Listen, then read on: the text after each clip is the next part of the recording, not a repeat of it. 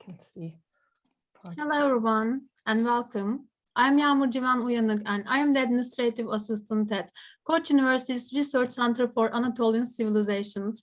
Thank you for joining us today. For this month's talk titled Sippar in Istanbul, we invited Ancient Languages of Anatolia Summer Program instructors and former ANAMED Fellows İlgi, Gerçek and Selim Adalı. The talk will be moderated by Piotr Michalowski, who is George Cameron Professor Emeritus of Ancient Middle East Languages and Civilizations at the Department of Middle East Studies, University of Michigan. He has written widely on a broad range of aspects of ancient Mesopotamian cultures on literature, poetics, history, historiography, linguistics, with a special focus on early periods. His monographs include the Lamentation over the Destruction of Sumer and Ur, Letters from Early Mesopotamia, and the Correspondence of the Kings of Ur, an epistolary history of an ancient Mesopotamian kingdom. He is currently finishing a book on the literary works concerning a goddess Nisaba, who was intimately linked with accounting, schooling, and agriculture. A Q&A session will follow the talk. You are more than welcome to write your questions into the Q&A button throughout the event. Lastly, I would like to inform you that the microphones and videos of all attendees are turned off automatically and that this event is being recorded. Have a wonderful talk.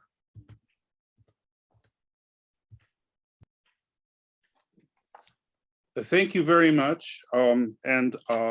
It is a great pleasure and an honor to introduce our two wonderful speakers today.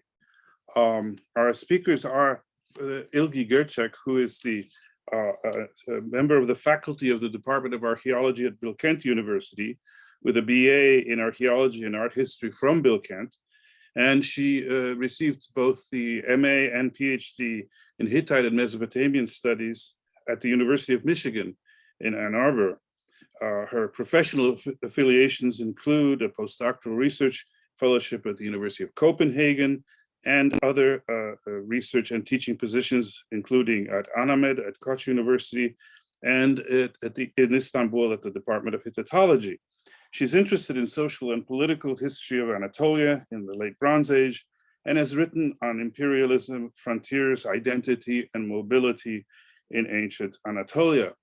Our other speaker is Selim Adalı, who is an associate professor at the Department of History at the University of Ankara. And he has a PhD in ancient history from the University of Sydney. And he has taught Akkadian, Sumerian, and Hittite at Bilkent University. And he was a senior fellow at Koç University. And he conducts research on climate in the late Assyrian period, Assyrian and Babylonian literature, and Omen texts, as well as on the role of Scythians and Cimmerians in the ancient Near East. Among his latest work is an edition of a Neo-Babylonian inscription of the king Nabonidus that appeared in the Zeitschrift für Assyriology, and he is currently working on a medical commentary text from Sippar, which is particularly relevant to today's discussion. So without any further ado, let's turn the microphone and the screen over to our two discussants and find out about what the Sippar project is all about. İlgi, why don't you begin? Yes, with pleasure. And thank you again, Piotr, for being here today virtually. It's a great pleasure to have you. So I'll begin by introducing the Istanbul Sippar Project and how it came about.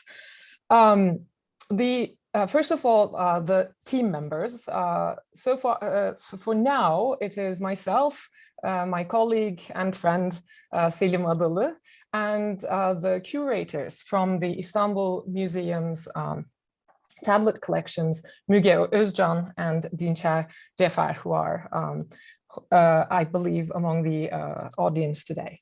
And before I go on further, I would also like to thank the Electronic Babylonian Literature Project, which funded the initial stage of our project, and especially Professor Enrique Jimenez, who has been very supportive about all aspects of the project from the very beginning.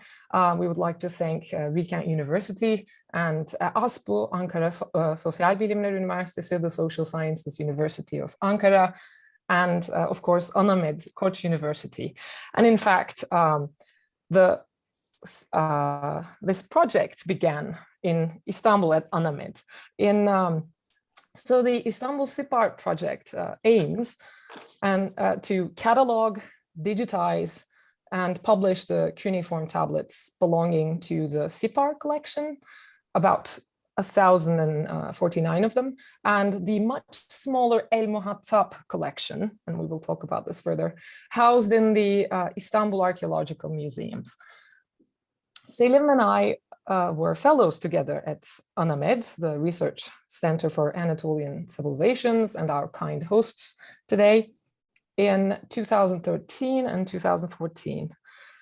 And this was when we first formed the idea of a project involving the cuneiform collections, particularly the unstudied and unpublished cuneiform collections of the Istanbul Archaeological Museums. In 2016, when we started the summer program, Ancient Languages of Anatolia, we had the opportunity to collaborate with the then new curators of the tablet collections, Müge and Dinçer. And with them, we organized a series of workshops at the tablet archives in the years after, which involved teaching students cuneiform photography and digital imaging, and so forth. So it was then that we had the idea of working together on an Istanbul collection. So our collaboration evolved into this project, and it received official permission in late 2019. So initially, I was interested in the small El-Muhattap collection. It's about 44 tablets, and it's a bit of a mysterious collection. Nobody knows where it came from, really.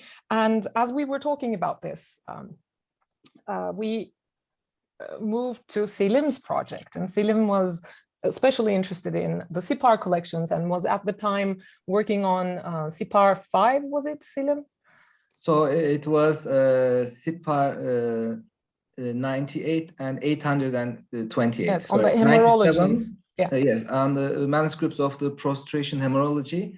So that's Sippar 97 and Sippar 828. Yes, so Selim had been interested, especially in the later periods of the Sippar collection. So we decided to expand our project and receive a permit for it. Unfortunately, right after, well, soon after, very soon after, a few months after we received our permit, COVID-19 struck. So we began photography, but for about a year and a half, we didn't have regular access to the archive. So it has only been a couple of months since September, basically, when since Selim and I have been able to access the collections safely again. So yes, this is how the project began. Yes, you know, it was interesting. Like when I first started out in cuneiform studies, my interest was in this literary term Uman Manda that's used in certain Assyrian and Babylonian literary texts, and especially a text of an old Akkadian king, Naram-Sin, and later. So looking at these religious texts and its Oman text eventually got me interested. And with the summer school and the way our collaboration evolved, so I was interested in Sippar, but frankly, our dialogue expanded, let's say, the way things developed. Yes. Yes.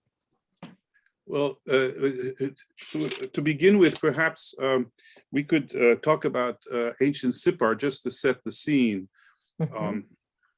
So that we can move on from there. So Sippar is basically quite a strategic city. You may say, well, every place is strategic everywhere, but so it's north of Babylon.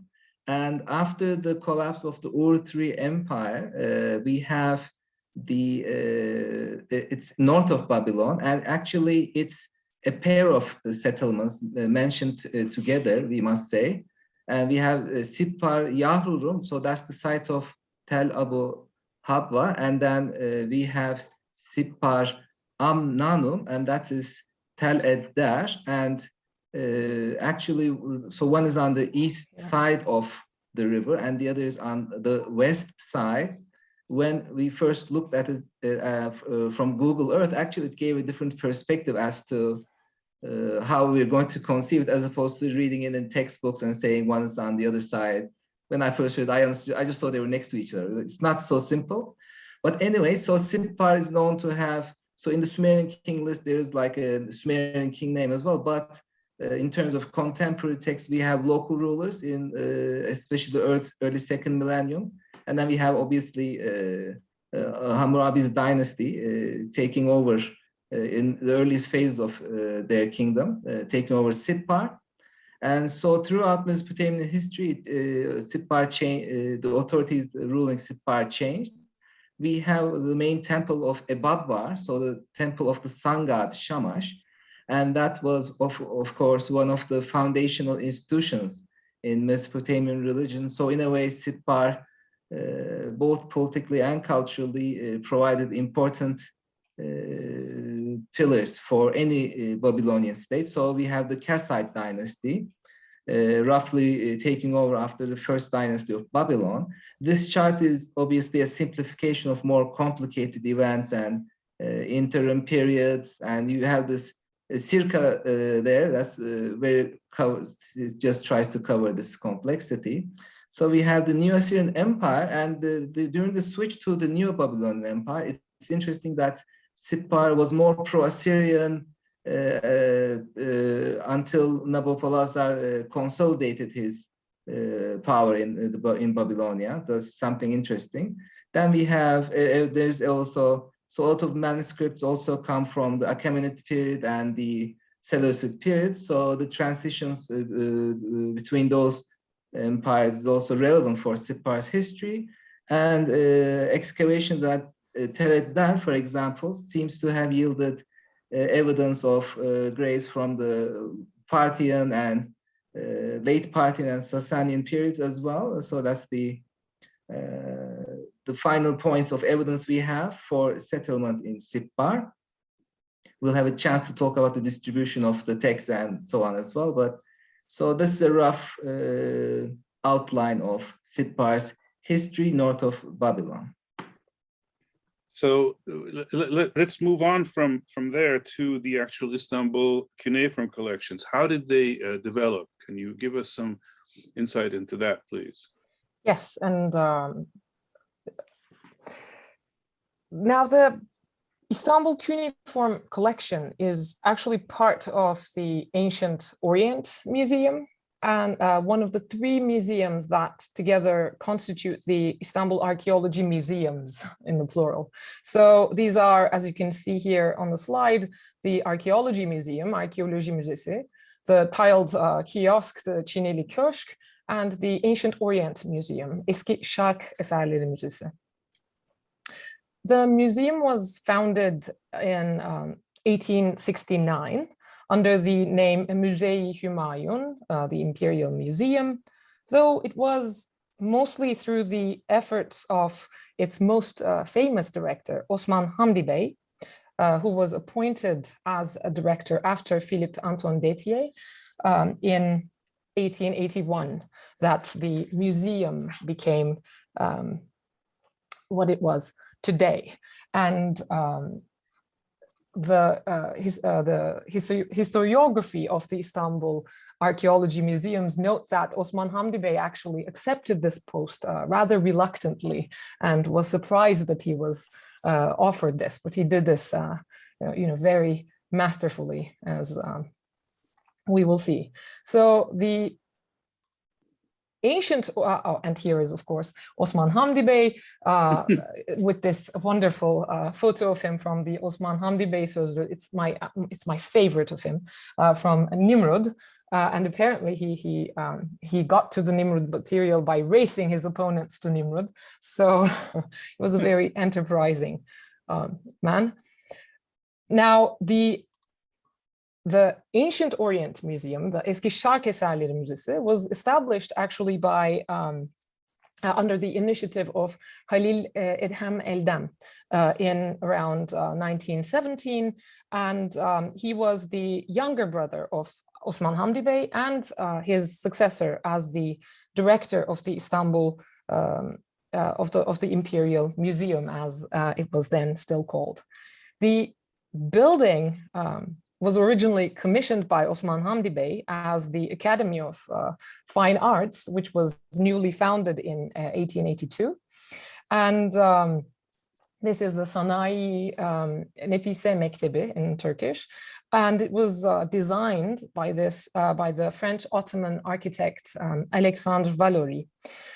This building served as the home of the academy until the latter moved to Cağaloğlu. And these actually have a bearing on when on the collections themselves, because before the collections, the tablet collections actually had a comfortable home, it was very difficult to do any organizational work or any display work at the museum. So today, and here you see an old image of the Academy of Fine Arts before 1917, and then the Ancient Orient Museum from the 50s to today. The actual cuneiform archives are actually behind this building, so they're not really visible. Yeah, so today the Ancient Orient Museum houses around 84,000 cuneiform objects in its cuneiform document section. This is organized into 12 major and 8 minor collections, most of which are named after the ancient site or region they were recovered from. So here you see the major collections and the naming practice Adab, Ad, Asur, A. These are the so-called minor collections. This, of course, has to do with the number of materials, not the not their importance at all. And there are also still some unknown fragments that haven't been assigned to any collections, and a group of fragments that let me see the number there, about 9,000 of them that are very fragmentary and apparently in rather poor condition. So the vast majority of the collections were brought to the museum following the Antiquities Law, which was enacted in 1884. And which dictated that all antiquities that were recovered from Ottoman lands, excavated or confiscated, were to be turned over to the Ottoman government and brought to the Imperial Museum. It was actually Osman Hamdi Bey himself who prepared the 1884 Act shortly after his appointment as the director of the Imperial Museum, because it was his ambition that as a director to transform the neglected Imperial Museum into a modern scientific establishment that would rival its counterparts in the West, like the British Museum, the Louvre, or the Met. So it should be noted, this is interesting to note, that most of the Istanbul cuneiform collection was thus brought from excavations in Ottoman territories between 1884 and 1925. So the Hattusa collections, the Kanish collections from Kültepe, the Asur, Nippur, Sippar, Lagash collections, and so on, were all brought from excavations.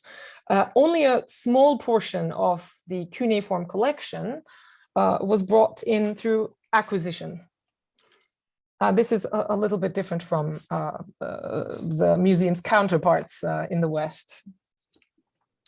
So over the more or less 100 years following the formation of the collection, sporadic reports, mostly in Turkish, have described the organization, research, and publication activities of the museum's tablet collections. About 7,000 of them were immediately published as, or were soon published as hand copies or catalog entries, even before 1914, by the excavators themselves. And except for Eckhard Unger's intermittent work between 1924 and 1935, not much was done with the collections until the arrival of Fritz Rudolf Krauss.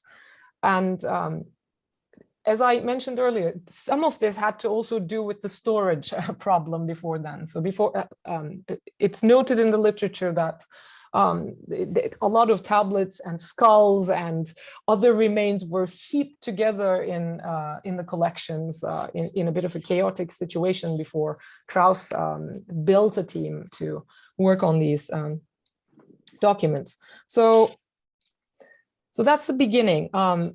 According to reports from the 70s and 80s, between 1937 and 1982, all 20 collections, so about 74,000 documents were inventoried. This was done by Krauss until his departure in 1950, and then his students and successors, Muazzez İlmiyeçi, Hatice Kızılyay, later joined by Fatma Yıldız, and of course Veysel Donbaz, and shortly Mustafa Eren. So in writing in 1982, Muazzez İlmiyeçi estimates that about 3,000 tablets from the collections were published in that period, and some of them were published through collaboration with scholars not affiliated with the museum. And when we add then the publications that appeared after Çığ's 1982 reports, under the curators Veysel Donbaz and Fatma Yıldız, and again through the contributions of scholars not affiliated with the museum, the number of published documents rised to about 18,000 documents. This is a very approximate number that can be pieced together from various publications here and there. So I might be mistaken by a serious margin here. The CDLI, the Cuneiform Digital Library Initiative, hosted and run by the University of California in Los Angeles, currently lists about 20,700 or so Istanbul documents. So these are the ones that have been more or less published, it seems. Well, that's a wonderful summary of all of this. I must say that looking at these photographs brings fond memories of my own few times that I was fortunate enough to do research in the museum. I still look back, especially at one summer where I spent a couple of months there with great pleasure and nostalgia. But so we now see what the Istanbul collection is like. So perhaps we could focus now on your project and ask what the aims and the research questions of the Istanbul Sippar project are and may be.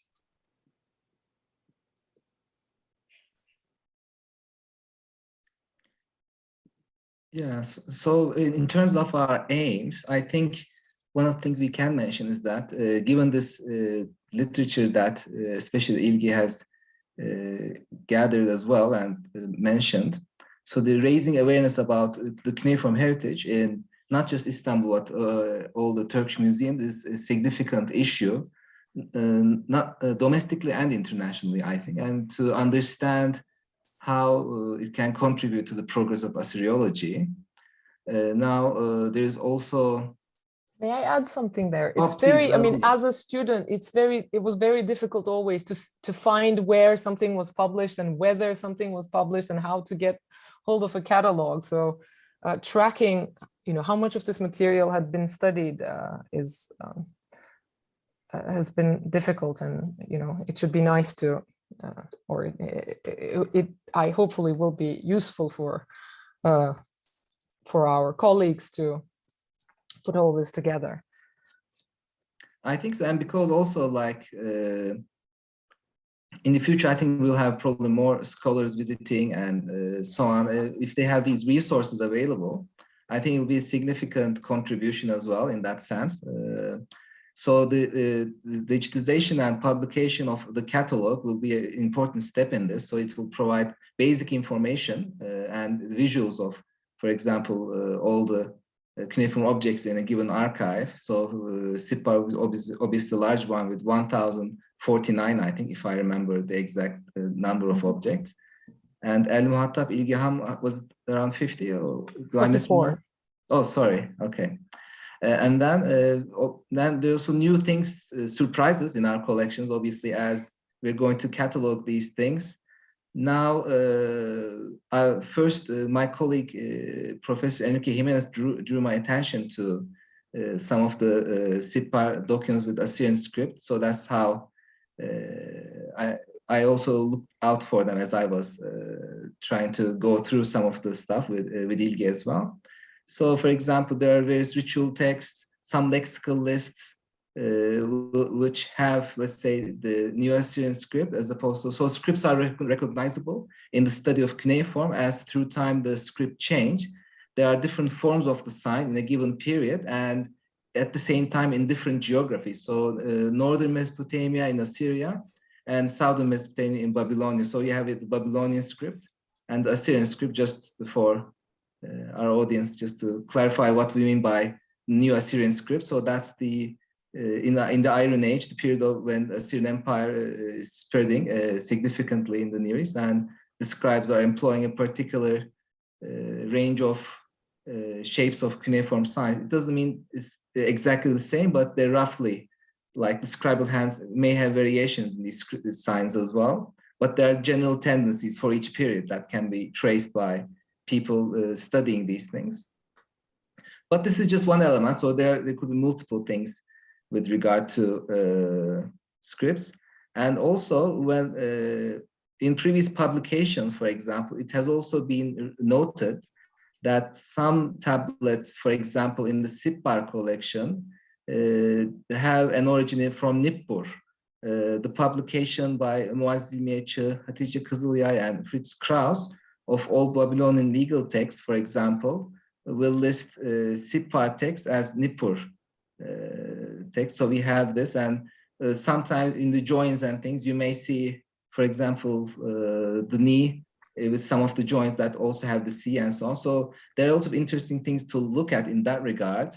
In terms of, for example, the text that I'm looking at, the medical commentary, actually, it may be from Nippur because the colophon has name of a scribe usually associated with Nippur.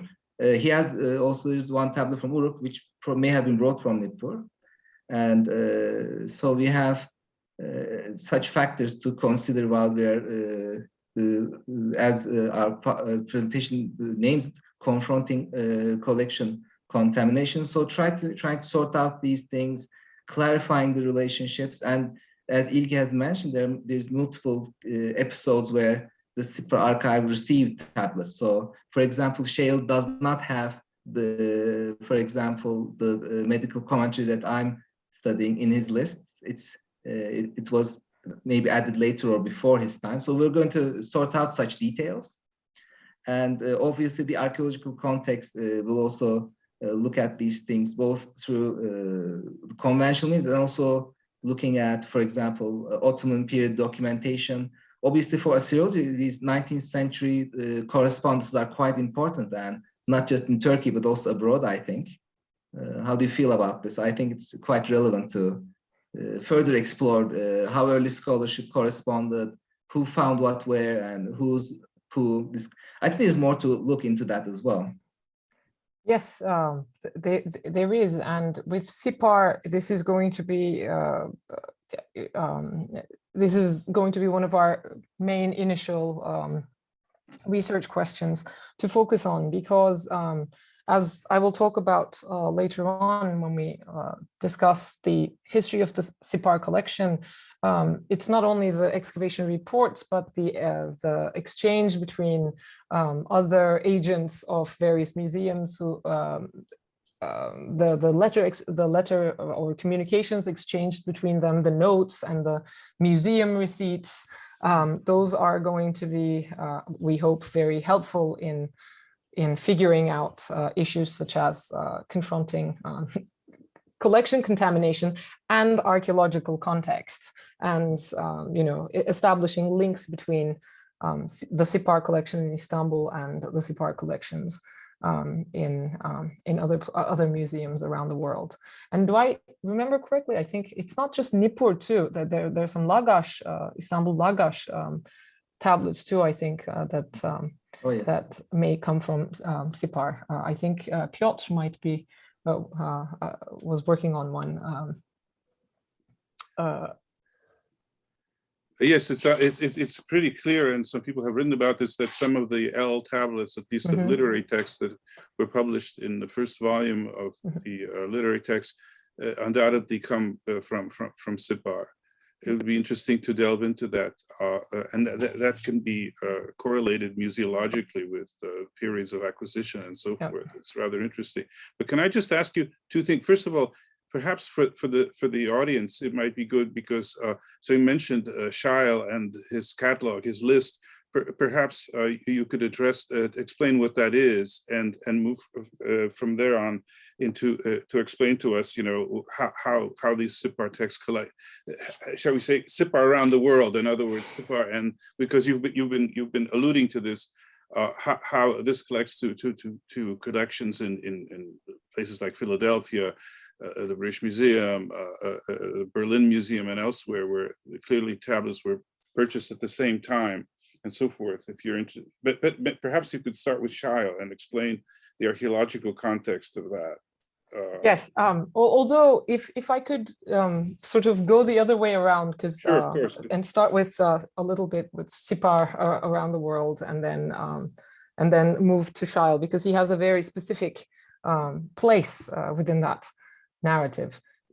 Now here is our Jean-Vincent Scheil, an Alsatian scholar, and sorry, I missed my slide. Okay, so so to begin with Sippar around the world, yes, as I said, so the tablets from Sippar are scattered around the world, with the majority of them at the British Museum, though the exact number is still hard to establish, and I'll explain why. So on the one hand, we have the official excavations.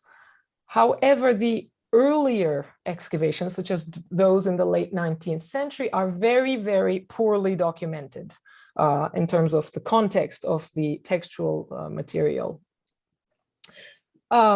So if we look at Abu Habbah, Sippar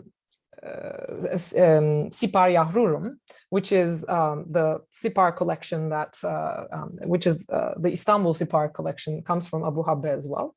So the excavations there actually begin with Hormuzd Rassam, who apparently discovered the site on his way to Tel Eder, but Abu Habbah was the more imposing site, and he decided to stop there. So Leichty, Earl Leichty, in his introduction to the British Museum Babylonian Collections, Volume 6, describes how in about 18 months, between 1881 and 1882, Rassam unearthed, baked, and shipped to Britain about 60,000 to 70,000 tablets from Sippar. Here's where it gets interesting. Leichty also notes that according to a letter from Rassam, 2 cases of antiquities, we're not told what these are, were sent to the Istanbul Archaeological Museums, then the Imperial Museums, in mid-March 1882.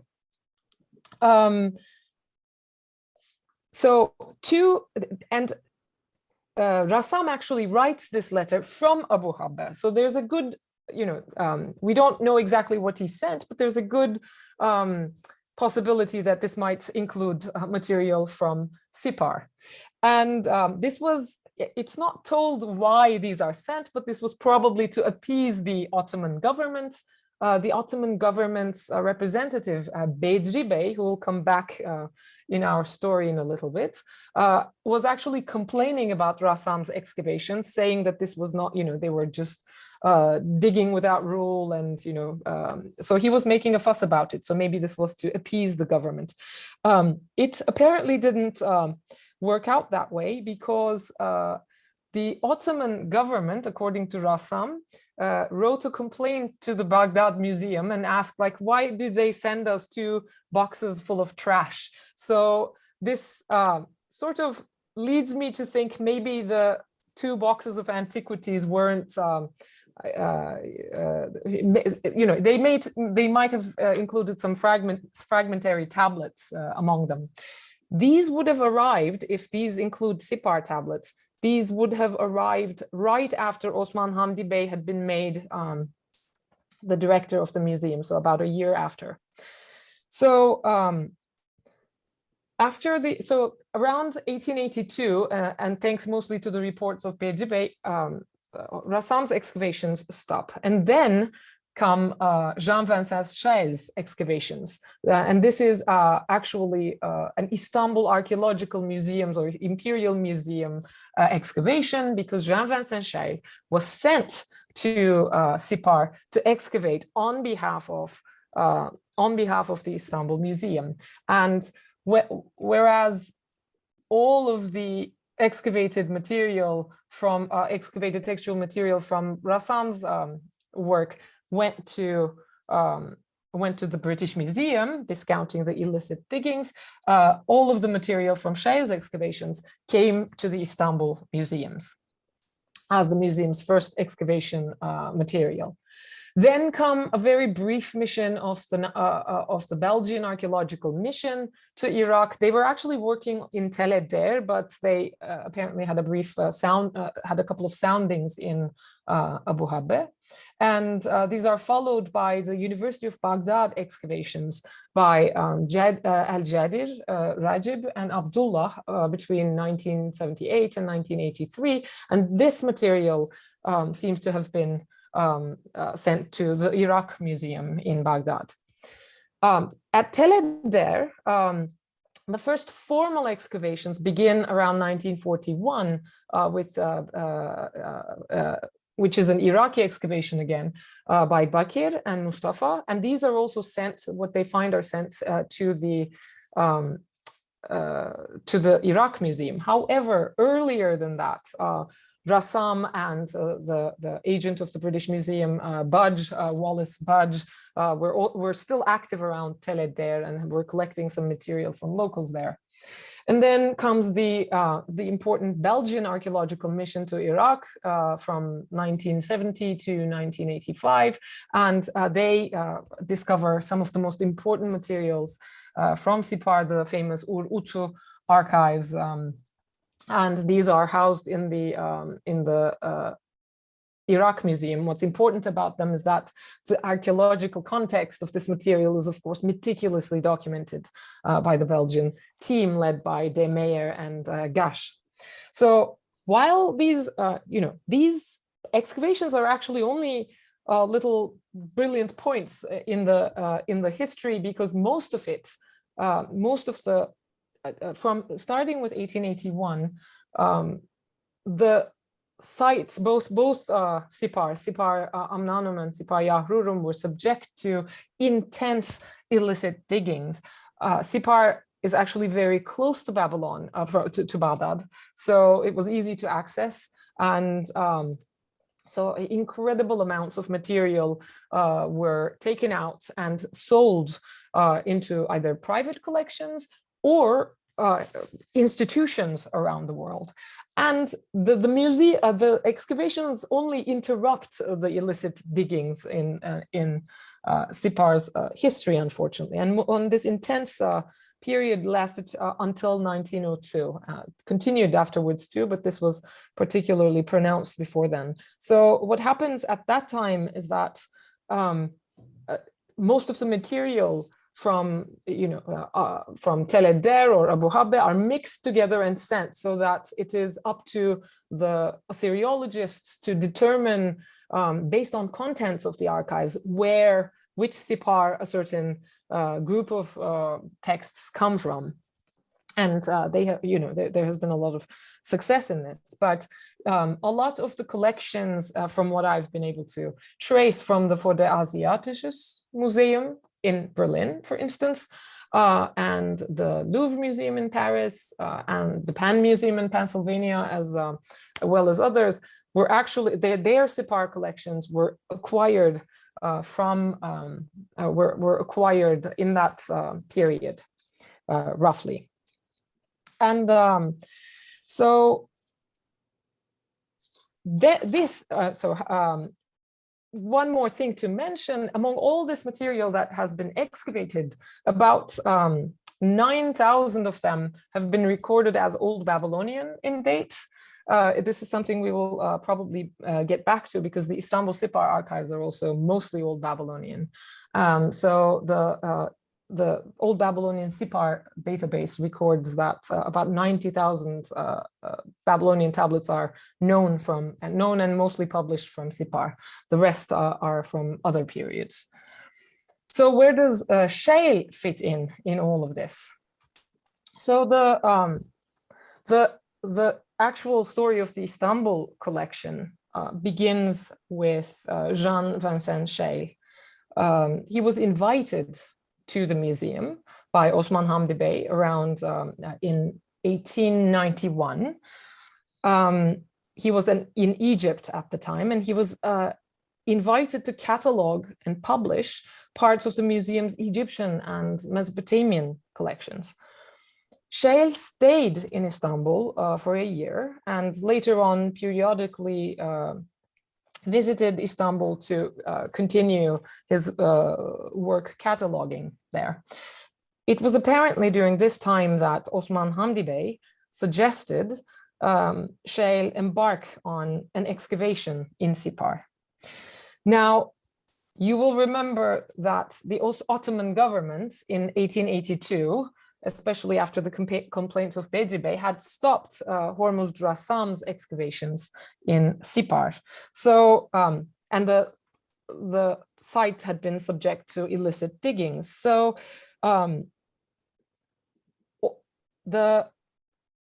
about that time, sometime towards the end of that period, in about 1889, the civil list, or the privy purse, as we can call in English, or the Hazine-i Has in Turkish. This was the Sultan's private property in Iraq, which included the site of Sippar.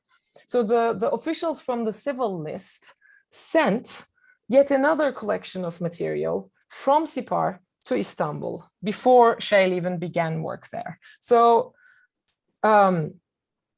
this material arrived in the Istanbul museums. It apparently attracted the attention of Osman Hamdi Bey, because it's probably because of the richness of the earlier excavations of Rassam and the material, the sample that was sent by the civil list from Iraq from Sippar to Istanbul, that Osman Hamdi Bey decided this would be worth pursuing. And of course, that the Sippar territory was in the area of the civil list, the Hazine-i Has, would have been an important consideration as well, because this would have meant that they would have resources, they would have protection, and enough local connections to conduct an excavation there. So Scheil excavated Sippar with the aid of our Bedri Bey, who was key in this, in 1984, from about January 6 to April 26. And so that was when the bulk of the Sippar material was unearthed. Today there are, as Selim mentioned earlier, about 1,049 documents, and this includes some fragments that join together that have been inventoried. Now, the Sippar collection stands out among the Istanbul Archaeological Museum collections because this is the only collection that was an Istanbul Archaeological Museum excavation. This was something they did on their own initiative, and so Şail left some, his famous publication about his season of excavation in Sippar. And it is a bit difficult to unravel from Şail's publication where exactly he excavated the cuneiform documents. He mentions that most of these texts were recovered from areas I and L, and the Belgian team that I mentioned, which was working mostly in Tel Eder, has actually done a lot of research to put together where Şail excavated as well. And Şail also claims that he identified the areas where the civil list had excavated before him, although 5 years had gone by then, and the Belgian excavation actually doubts the validity of this claim. An important part of Şail's work is that he famously claimed that one of the buildings that where he recovered tablets was a school. And this is important in our understanding of the contents of the archive.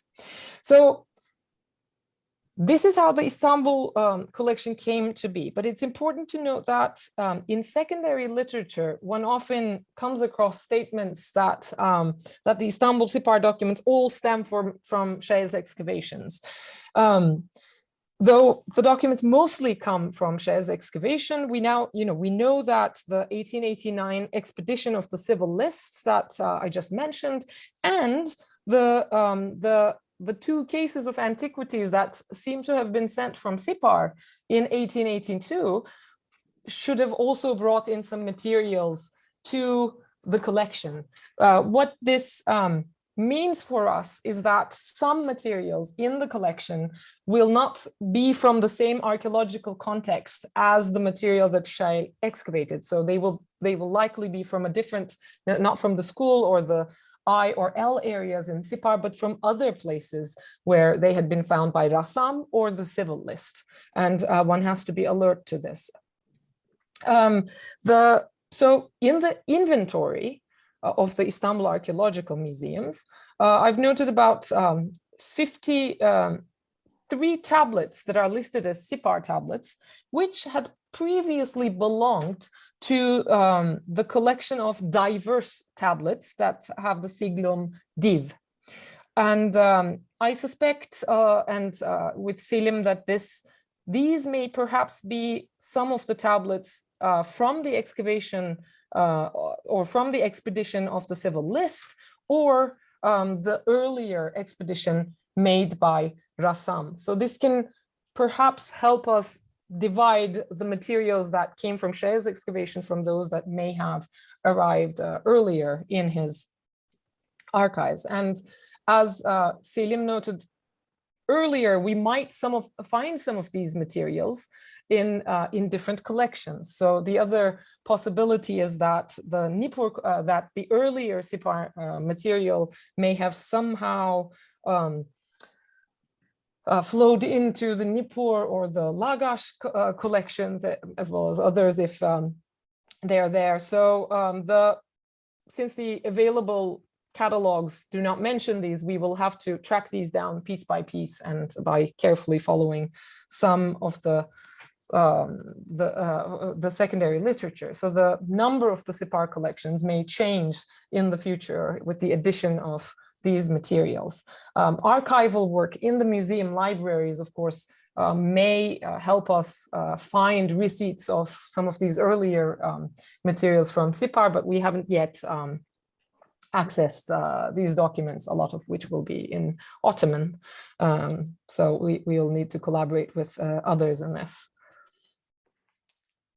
Well, thank you, Ilgi and Selim, for this fantastic survey of this material. I'm sure that many of us will be thinking about this for some time, because you've really put together a tremendous amount of interesting material, some of which most of us will be new to most of us because of your research. And this is just the beginning, which is so fascinating. So thank you. And now the conversation is not over. I just wanted to make sure that before people move off, that I thank you both for this fantastic presentation. I've certainly learned a tremendous amount. And I invite people to ask questions, because we do have time for questions and answers. Mm-hmm. So please use the question system in Zoom to type in your questions, and we'll deal with those. One question that we already have is, do you have cooperation with other museums regarding this project? So far, not yet, but we have that, we have talked to John Taylor from the British Museum, and he's been very open about, about establishing connection and talking about the materials. We are also going to need some help with, and not only with the Sippar material, of course, but we have to get in touch with the Penn Museum to see the materials, and the British Museum and other collections. But we also need to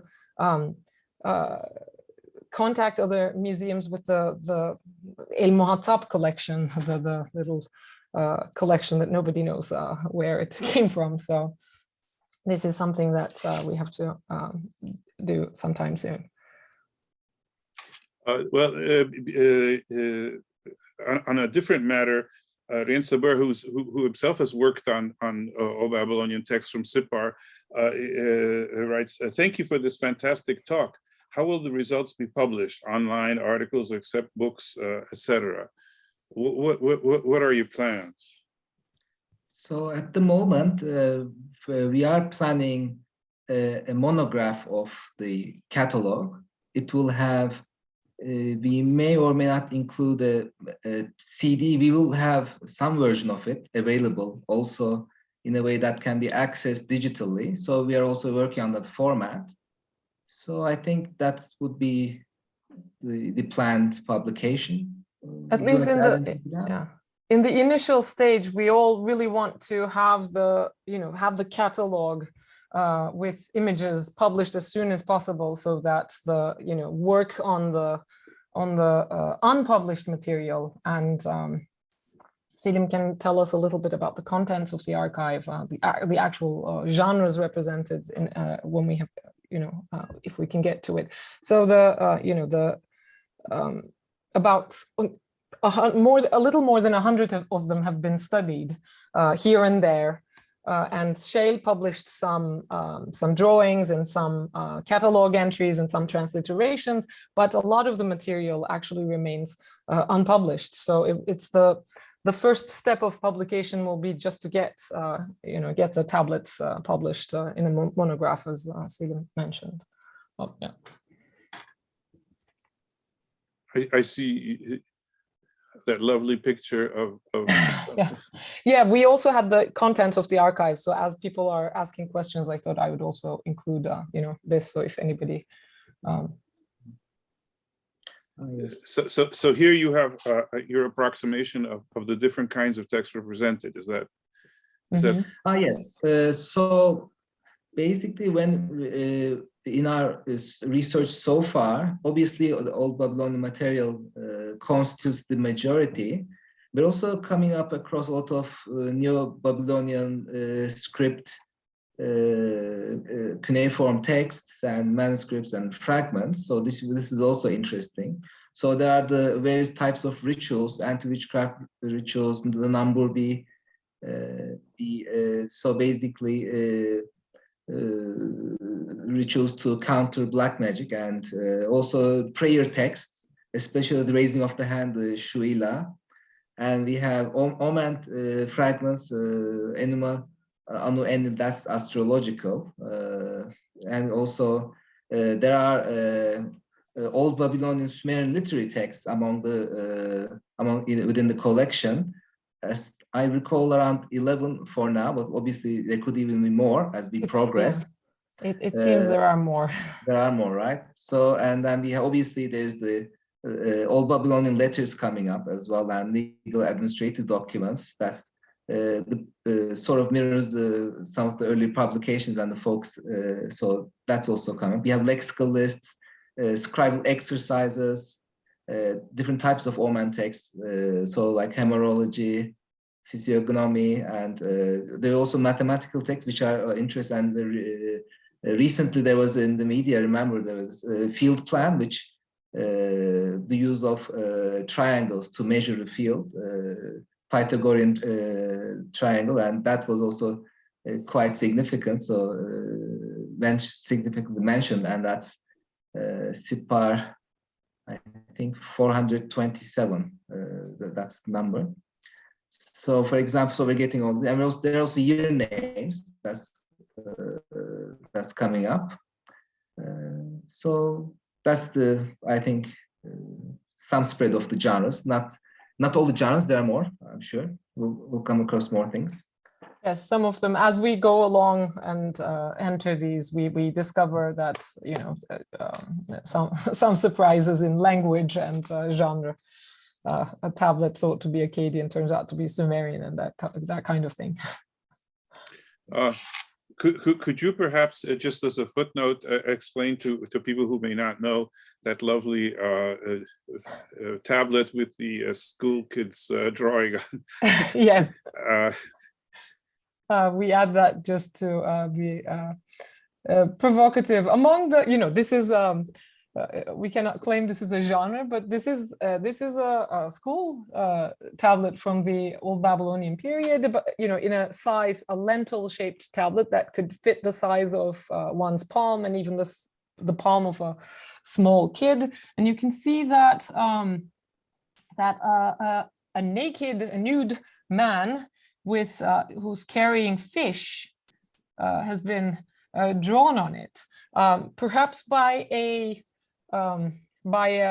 bored school kid. I mean, there's some interesting detail, like chest hair, for instance, and there's this hole right here. And my colleague at Bilkent Archaeology, Marie-Henriette Gates, had suggested that this could be, you know, one could do obscene things with a stylus using that. So it seems to be a very playful little fragment, and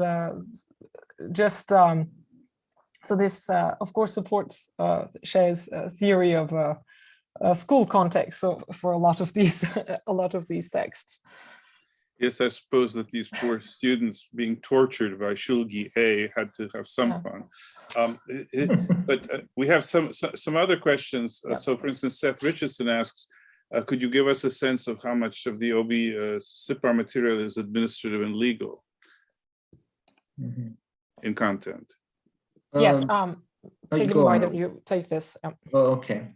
So I think in terms of legal and administrative texts, so far we could say they're in the majority, simply put, but we don't have exact numbers since we're still progressing with our work. Do you think that's a good description? Yes, so we have, I mean, so far, I mean, there are about 9 legal documents that have been identified, and 21 from the earlier catalogue as administrative documents. We haven't actually gotten to some of them. There are some, you know, some of the letters, of course, have been published, but we assume that this number might change. So this is the initial take that we wanted to present. So some of these, for instance, the lists, notes, labels, these are at the very end of the current somewhat laconic catalogue, and a lot of these haven't been even looked at in the previous year. So we might have some surprises among them. This is an interesting question from Yana Matushak. Shao published a couple of tablets in journal archives without museum numbers. is there any indication of what collection they were in? Do you think there's a chance in your research of locating some of them in Istanbul? I know some of them popped up later at the Louvre, for example, things that he's published very early on. But do you have any sense of some of these kind of unattributed tablets that he published early on, that they might actually be in Istanbul? Any that we will find in the Sippar archives, that the unstudied part of it, of course, we'll put together. But we still, I mean, both Selim and I suspect that there'll be some notes and other material left by Shale in the museum that we haven't been able to access yet. So we hope we can reconstruct at least some of this. Also, what we'll all need to do is the 1902 publication has the inventory numbers and our present numbers. There are some, so they fit in terms of what Shale has in terms of numbers, but there's more in the archive. So obviously, some of things that he has published may be part of that, and also as part of our research, looking into the provenance of, like say, Sippar provenance within other collections, we may perhaps come across it there, maybe. So those are just initial ideas, I think, for now. Thank you, Jana, for the question. And Marco Bonecchi asks, thanks for this fantastic presentation. Could you please say something more about the 1,000 quote unquote unknown tablets? Was that from the previous slide? I mean, this is from, I can go back if we want. This is from one of the, wait, let me just, this won't take long. All right, so these I think is what's meant. Yes, so I know that the fragments are actually in very poor condition. The unknowns are some tablets that haven't been assigned to any collection, and I have scoured the Turkish publications, the reports from the museum, from various past museum curators, and I don't yet have more information about these. But when you add up the numbers, there are some leftovers that don't get assigned. So hopefully, but we have to first finish our work with the Sippar collections. But this would be worth looking at to see if any of these were brought in through acquisition, through some of the material that were sent by people. So it probably has leftovers from other endeavors. Selim, do you have anything to add? I think that's straightforward. Yeah. So we haven't seen, I mean, there's no catalog or note on it that I've seen on this. So a number of people have asked, are you planning personally are you both planning to actually publish texts in addition to the catalog yourselves? Selim? Why not? We'll see. Before the project began, I had applied for some, and so those are mostly done. We'll discuss that with the entire team, I think. Yes, I think. Yeah. Yes, Selim, of course, I mean, he has been working on some of the later material, and I have parts of the archive that I'm interested in, especially with the in the Old Babylonian period, with which I'm more familiar. So after the publishing of the catalog, we might be interested in that. And also, is there any possibility of cooperating with the Iraq Museum, or is that too difficult these days? Oh, I think it's very possible.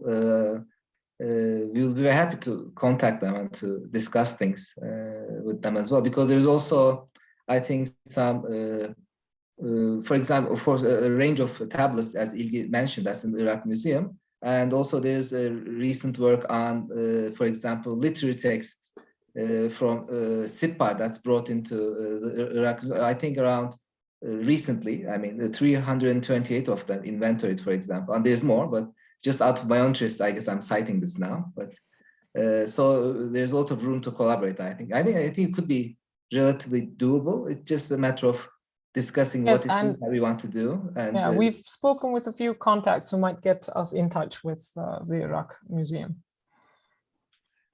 And there have been some questions and I know this is hard to answer, but do you have any idea of time scale? Do you have any idea roughly when your catalog might appear?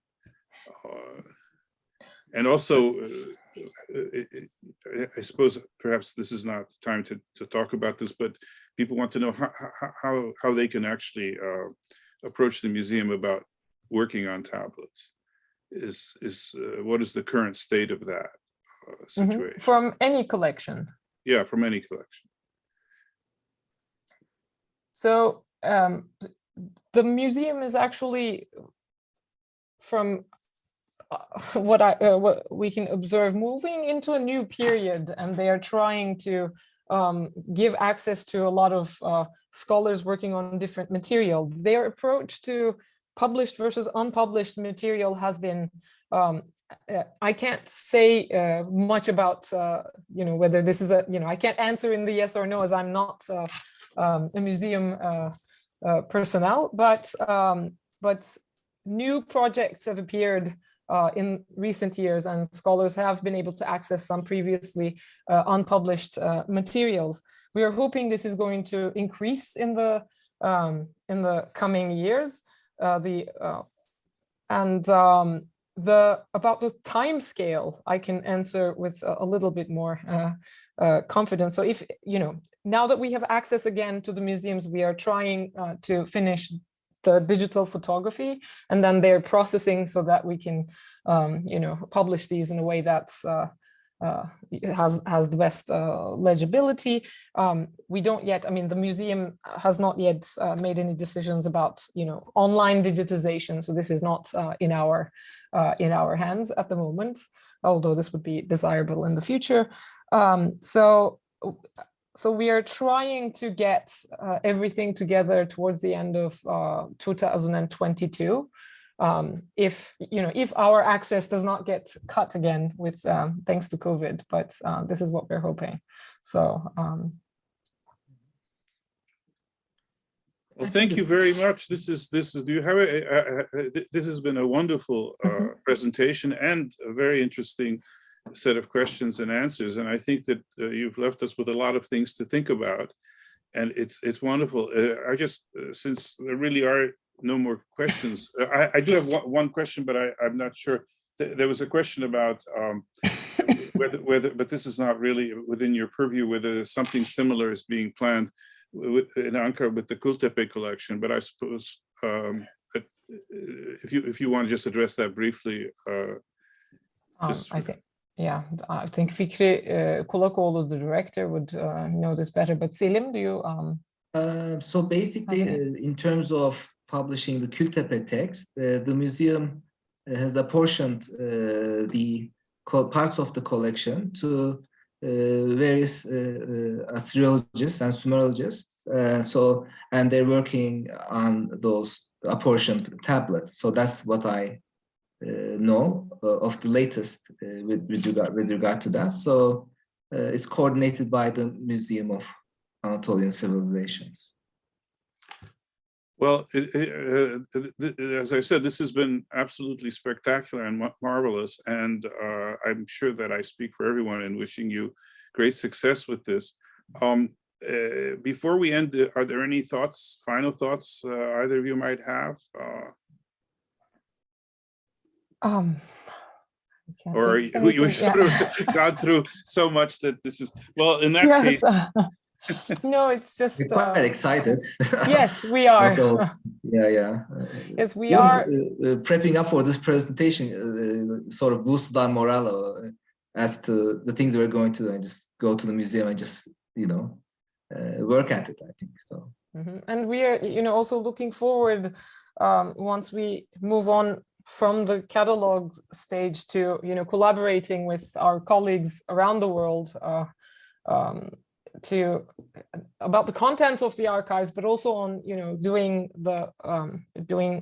archival history with the museum. So it's one of our aims has always been to emphasize the Sippar collection's context within the Istanbul collections. So, yeah. Well, this is a wonderful new time, obviously, for everyone. It opens up new possibilities that will be exploited in the years to come.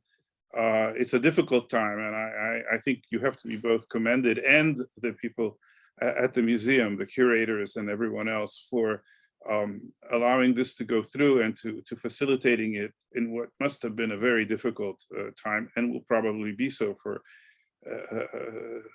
the foreseeable future with COVID, etc. And so I think that we all owe you. We're not only grateful, but we owe you much for what you're doing and will do. And once again, thank you very much, İlgi and Selim, and the best of wishes for the future. Thank you. Thank you. Piotr, Thank you very much. And thank you for the audience for all your questions and for just listening. Goodbye. Thank you. Thank you so much for this great and really impressive talk. And I also would like to thank our attendees too for joining us. Please follow us through our social media accounts and also ANAMED's official website for our upcoming talks. See you soon. Thank you.